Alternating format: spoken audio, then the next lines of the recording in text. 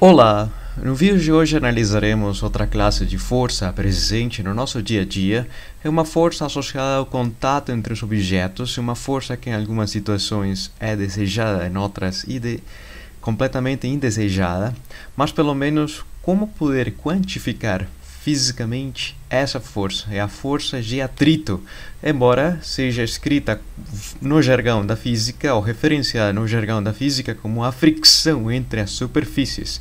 E para aquilo comecemos com esse vídeo onde é uma pessoa tentando puxar essa caixa mediante essa corda, aplicando uma força pessoal, mas nesse caso uma força transmitida com a tensão na corda sobre a caixa, e cada vez que puxa cria uma força de fricção, uma força de atrito, que tem um valor máximo antes que comece a escorregar sobre a superfície. Se olhássemos a pequena escala, a superfície é completamente rugosa, e essa rugosidade é o que oferece e aí cria essa fricção, esse atrito a deslocar-se ao longo dessa superfície, fazendo um contato direto. Ou seja, que a força de atrito, a força de fricção, sempre terá a direção oposta ao movimento. Mas também se poderia dizer que é uma força cuja direção opõe-se ao movimento tentativo desse objeto.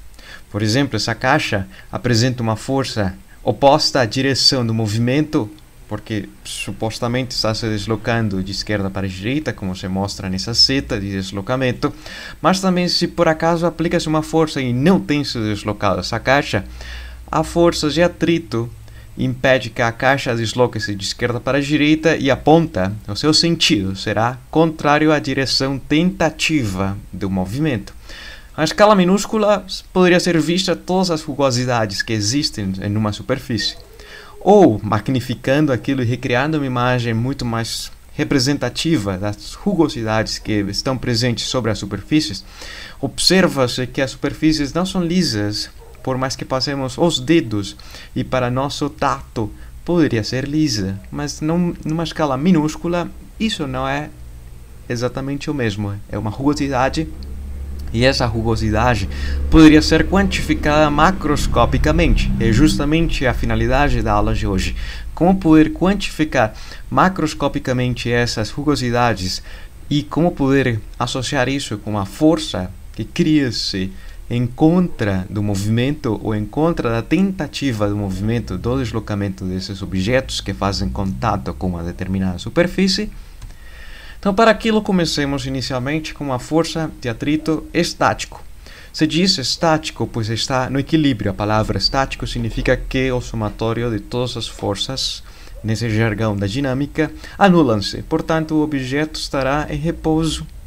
Ou, lembrando-lhes a primeira equação da lei de Newton, ou a primeira lei de Newton, peço desculpas, diria-se que o somatório de todas as forças que agem sobre o objeto são nulas. Nesse caso, temos um objeto de massa m, onde está presente o seu peso, agindo sobre essa superfície, e a própria superfície cria uma força de reação, a força normal, na direção para cima. Nessa situação, o objeto estará estático sobre a superfície, permanecendo sempre à mesma altura.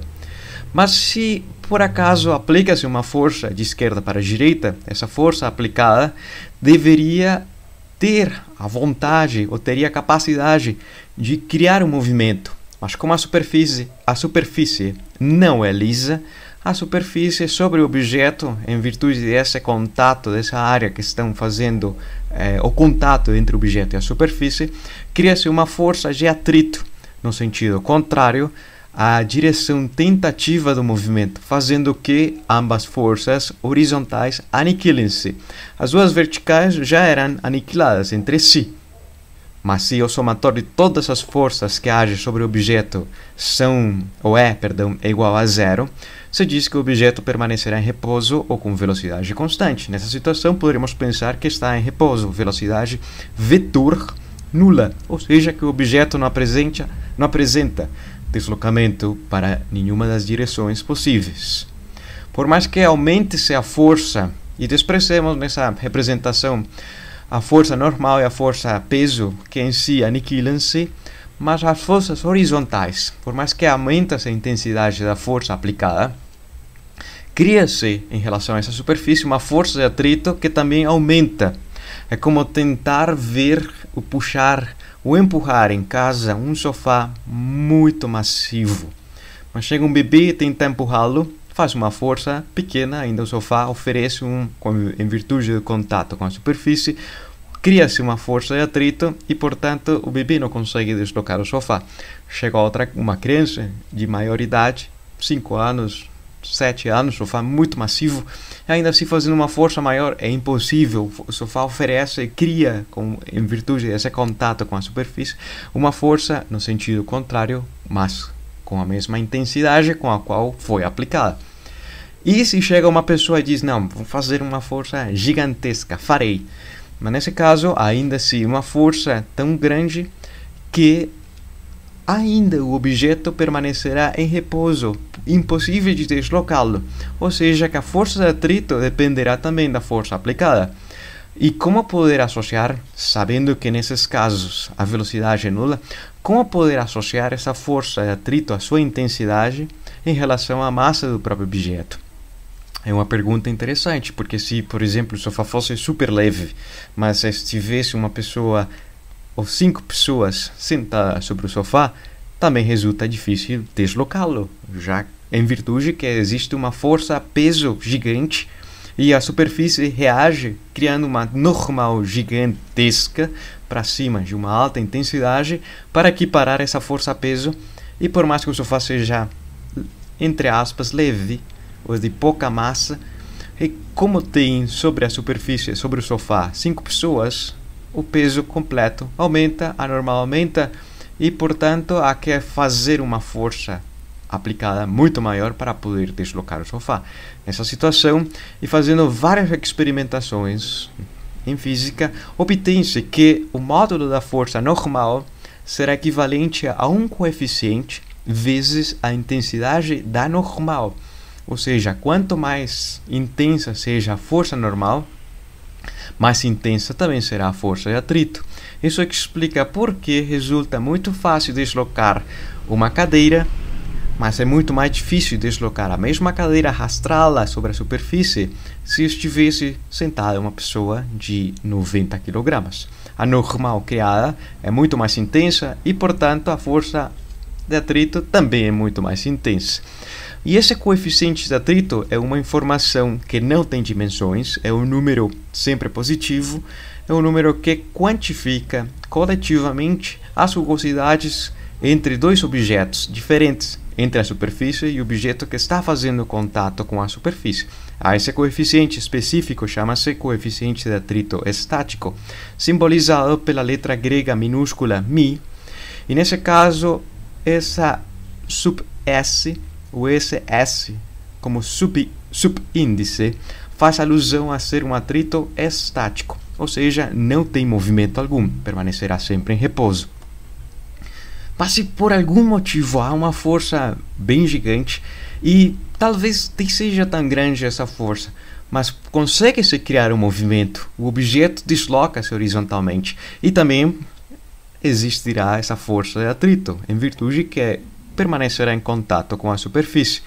Mas se diz que, como cria-se um movimento, a segunda lei de Newton nos permite caracterizar a origem desse movimento. Se diz que horizontalmente, ou de todas as forças, o somatório de todas as forças, será algo associado a essas informações que estão aqui representadas com essas setas, que são os vetores. Se tinha analisado que o peso e a força normal se aniquilam entre si, porque a normal é a reação justamente do peso sobre a própria superfície. Fazendo o somatório dessas duas forças verticais, anulam-se e o objeto permanecerá em repouso na linha vertical. Mas na linha horizontal há uma descompensação. Não se consegue aniquilar a força aplicada com a força de atrito. E, em consequência, ter-se-á a segunda lei de Newton, onde se diz que o somatório de todas as forças que agem sobre os objetos, sobre o objeto, as forças externas do objeto, será a força aplicada mais a força de atrito.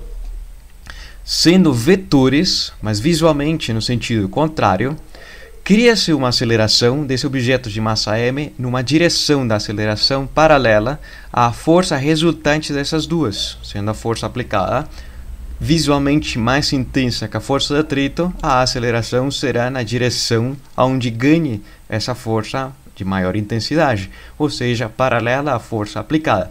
Indo de esquerda para a direita, a aceleração também será de esquerda para a direita. E nessa situação, quando há movimento, caracteriza-se a força de atrito para o movimento. E justamente em física tínhamos mencionado que o movimento descreve-se, ou usa-se a palavra do jargão propriamente da física, e a palavra é cinético, ou cinemática, a caracterização do movimento. O atrito cinético é um pouco diferente do atrito estático, mas a força tem a mesma ação de impedir o movimento. Nesse caso é tentar freá-lo, como dizemos vulgarmente ou coloquialmente, frear o movimento até pará-lo por completo. A força de atrito cinético ou estático são muito similares às expressões, por dizer que não são são as mesmas. A principal diferença é o coeficiente de atrito caracterizado dessas duas superfícies quando há movimento entre as superfícies, e também será proporcional à normal desse objeto. Por exemplo, tentemos imaginar que tem uma caixa vazia e essa caixa vazia está sendo arrastada por uma superfície até parar. Qual será a força de atrito se sobre a caixa há 5 kg de batata? Então, nessa mesma caixa, a mesma superfície, a força normal age e, portanto, reage a esse peso maior, e tem-se uma força de atrito de maior intensidade que fará que o objeto pare por completo na mesma distância, mas para parar na mesma distância, como tem maior massa, necessitará de uma força de atrito mais intensa, proporcional a essa normal. Então, nesse caso, como poder mensurar esses coeficientes de atrito? E, de novo, o coeficiente de atrito cinético, simbolizado pela letra minúscula grega μ, e com subíndice C, para fazer alusão a ser associado ao movimento cinético. Vamos pensar um pouco nessa imagem, que tenta resumir o fenômeno físico de criação do movimento em superfícies rugosas.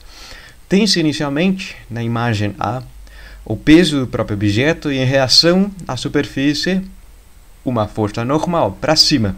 Por mais que tenta se puxar de esquerda para a direita, criando uma tensão transmitida por essa corda pela ação da pessoa de puxar, a superfície cria uma força composta a esse movimento de impedir o seu deslizamento ao longo da superfície, ou impedir que o objeto se desloque-se de esquerda para a direita, criando uma força de atrito estática que aumentará à medida que a tensão aumente. Mas o gráfico e experimentalmente mostra-nos que exatamente chegará até um valor crítico, até um valor máximo, e a partir desse valor máximo começa a se deslocar, começa a criar-se um movimento. Deixa-se o regime estático para passar justamente o movimento que será o regime cinético. E nesse caso, a força a ser aplicada para manter um movimento com velocidade constante será uma força menor à máxima aplicada para, pelo menos, criar um movimento inicial.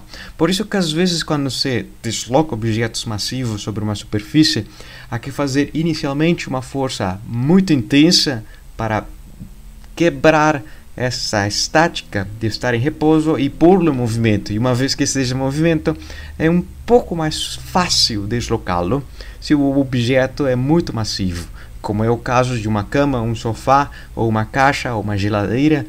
Vários objetos que temos em casa que têm massa suficientemente grande que não se pode elevar com nossas mãos, mas há que puxá-los, deslocá-los ao longo da superfície. Em resumo, se diria que a força de atrito cinética sempre terá um valor menor a um maior valor possível, atingível pela força de atrito estática, ou seja, há que fazer uma força maior para criar um movimento, mas para manter o movimento com velocidade constante, a intensidade da força não necessariamente terá que ser tão intensa como aquela necessária para criar esse movimento e deslizar-se pela superfície. Em resumo, se diz que o módulo da força de atrito estático chegará a ter um valor máximo, e quando isso aconteça, poderá determinar-se quando que quebra-se esse regime de estático para cinético, quando cria-se esse movimento, e como poder caracterizá-lo também. Experimentalmente, tem-se vários valores para diferentes superfícies. O coeficiente de atrito, nessa tabela, estático, e o coeficiente de atrito cinético. Não tem unidades, mas pelo menos nos poderia associar a alguns fenômenos do nosso dia a dia, como por exemplo, o teflon e o aço. Tem um coeficiente de atrito muito baixo. Isso também explica porque vários objetos sobre uma frigideira e recoberta com antiaderente, que é basicamente teflon, não necessariamente ficam grudados. Tem um coeficiente de atrito muito baixo, portanto uma aderência minúscula, pequeníssima. Se fossem outros materiais, como por exemplo a borracha com concreto, que é muito similar a um pneumático com o asfalto, muito similar, mas não é igual. Se diz que o estático tem um coeficiente de atrito 1,0 e o cinético é 0,8, 80% do seu valor é estático. Nesse caso, diria-se a seguinte noção: para que usar o sistema de frenagem ABS justamente para tentar não bloquear os pneumáticos com a superfície, pois nesse caso esse sistema permite que os pneus não se deslizem sobre a superfície, mas permaneçam sempre em repouso ou contato com a superfície, fazendo que a força de atrito seja 20% maior e, portanto, como consequência daquilo, o veículo possa frear a uma distância com segurança menor. Isso não acontece se pelo menos não tem esse sistema de frenagem ABS. E também prejudica-se bastante quando a superfície é úmida, quando tem água. Essa camada de água sobre a superfície faz com que a distância de frenagem, a aderência com a superfície seja muito menor. Portanto, recomenda-se que em dias chuvosos a velocidade máxima não seja a máxima permitida, seja um pouco menor para manter a nossa vida salva. Isso também acontece em alguns exemplos diários, como o nosso caminhar. Sempre gasta-se a parte inferior da sola, mas em uma parte muito específica, dependendo da pessoa. Tem gente que às vezes come-se o calcanhar do sapato, de tanto arrastá-lo. Mas, indiferente das pessoas, sempre desgasta-se essa parte inferior dos sapatos, como consequência da nossa ação. A nossa ação é nos locomover, nos caminhar e ir para frente, sempre. Mas qual será a nossa ação? Mandar nosso corpo para frente, tentando impulsionar os nossos pés, o contato com a superfície, para trás. Mas a sola do sapato, em contato com a superfície, cria-se uma força de atrito estático, sempre quando a superfície seja o suficientemente rugosa para não deixar-nos deslizar o sapato. E dessa forma, sempre no nosso caminhar diário de uso contínuo dos sapatos, desgasta-se essa parte inferior da sola, permitindo-nos, em consequência, criar esse movimento de esquerda para a direita da pessoa, mas a força de atrito tem a mesma direção, mas não é a direção do movimento tentativo, pois se não fosse esse movimento tentativo do pé e escorregar para trás, a força de atrito impede que o nosso calçado, o nosso pé escorregue para trás e o deixe estático justamente nessa posição, ou seja, que a força de atrito continuará sendo oposta ao movimento tentativo existente da superfície, do sapato, da sola do sapato, com a superfície da estrada, da rua ou da calçada. Outro exemplo também diário é os veículos. Pensemos que existe um veículo de tração 4x4. As 4 rodas têm a tração íntegra, completa. E a força de atrito permitirá que o objeto, nesse caso o veículo, mude sua velocidade e permaneça e faça as curvas e o que sabemos do nosso dia a dia que os veículos podem fazer. A força de atrito sobre as 4 rodas traseira e dianteira são as mesmas. Então, a mesma intensidade se o veículo fosse tração integrada nas 4 rodas. Se fizéssemos o diagrama de das forças que agem sobre os pneumáticos tem-se, em consequência, uma reação com a superfície dos pneumáticos dianteiros e os traseiros em reação ou como consequência desse peso do próprio objeto, do veículo, e a força de atrito, pois o movimento é horário, gira deslocando-se para a direita em conjunto o veículo, mas as rodas giram no sentido horário, e para que não deslizem sobre a superfície, haverá ou será necessária a existência de forças de atrito para os pneumáticos dianteiros e traseiros no sentido contrário da direção tentativa do movimento na vizinhança desse contato, justamente na superfície. Se por acaso alguém faz uma força muito grande no seu veículo, põe a primeira marcha, conseguiria fazê-lo derrapar, deslizar, fazer os pneumáticos chorarem. Mas fazendo o diagrama de corpo livre, teria-se que há um movimento de esquerda para a direita, em virtude que a reação com a superfície é equiparável com o peso do próprio objeto. O veículo permanecerá à mesma altura, mas como consequência dessa força de atrito, cria-se esse movimento de esquerda para a direita e, como consequência, tem-se uma velocidade que não é uma constante, pois o objeto experimentaria e experimentará uma aceleração constante ou variada. O exercício número 10. Determinar o módulo da força mínima a ser aplicada sobre uma caixa de massa M, para que não deslize sobre uma parede cujo coeficiente de atrito é 0,80.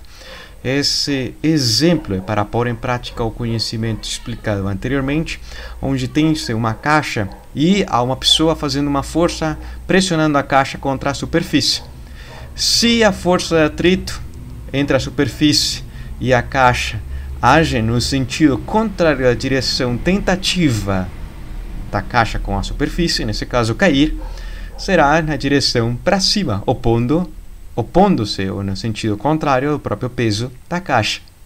Qual será a intensidade da força F mínima necessária para que permaneça estática, em repouso sobre a superfície? Para aquilo, pensemos inicialmente no diagrama de corpo livre, onde é uma força que sempre age sobre os objetos que estão no nosso planeta, a massa vezes a gravidade.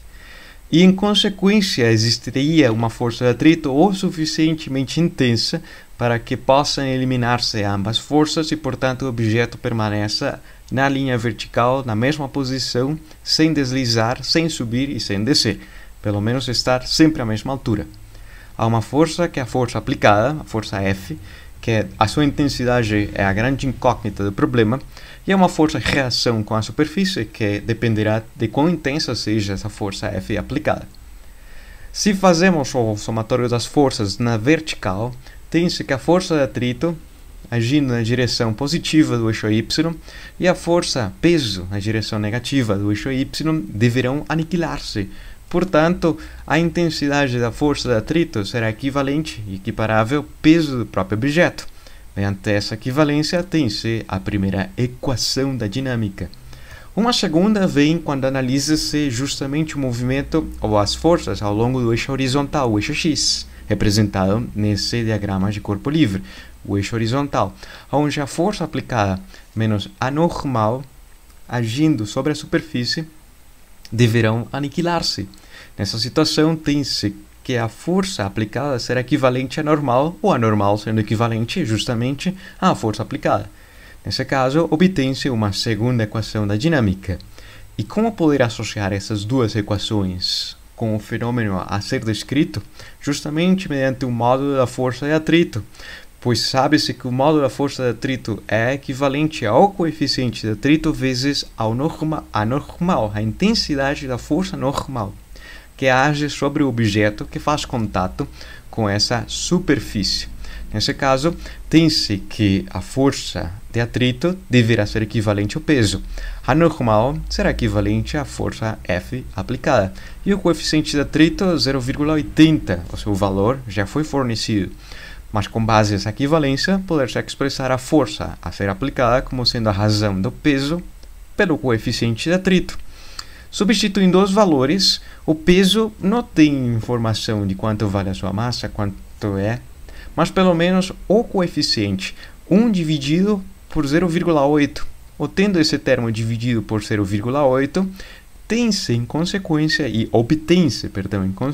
que a força a ser aplicada deverá ser 1,25 vezes maior que o peso do próprio objeto, ou seja, 25% a mais intenso que o próprio peso. Isso representa-se justamente com o comprimento desse vetor, que será e é maior que o comprimento do vetor peso. Se me faço entender, faremos outro exemplo. E esse exemplo número 11 se diz que um bloco de massa MB está suspenso de um fio de aço inextensível e de massa desprezível, o qual curva semelhante a essa roldana que está aqui, de massa desprezível e sem atrito no seu eixo. Sobre uma mesa rugosa, um bloco de massa MA, que está preso ao mesmo fio de aço.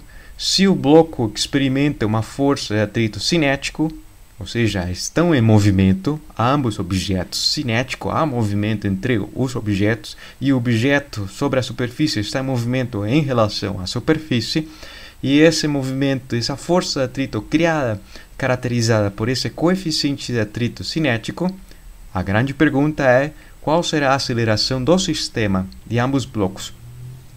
Quão rápido acelerarão o sistema se justamente nessa situação existe uma força de atrito?